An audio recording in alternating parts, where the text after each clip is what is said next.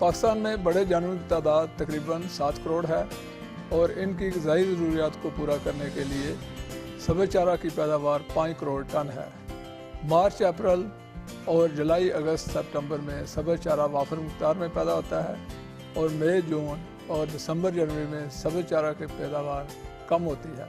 ज़्यादा पैदावारी मौसम में सब्ज़ चारे को सैली बनाकर या खुश्क करके महफूज कर लिया जाता है ताकि कम पैदावारी मौसम में जानवरों को खिलाया जा सके या फरोख्त करके इससे मुनाफा कमाया जा सके।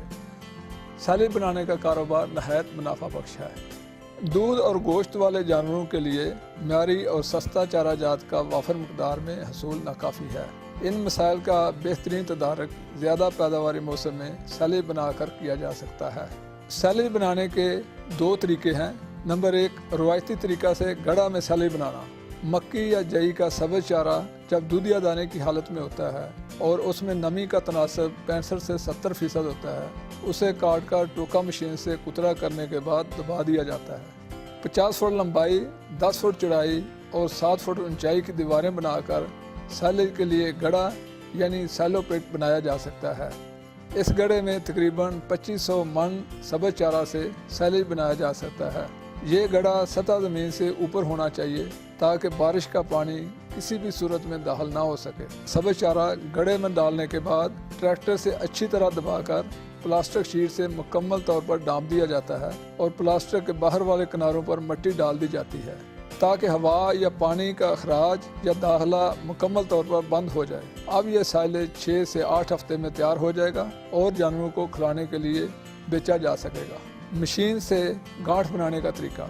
मक्की या जई का सब्ज़ चारा जब दूधिया दाने की हालत में होता है और उसमें नमी का तनासब 65 से 70% होता है, उसे काट कर टोका मशीन से कुतरा करने के बाद सैली मशीन से गांठें बनाई जाती हैं।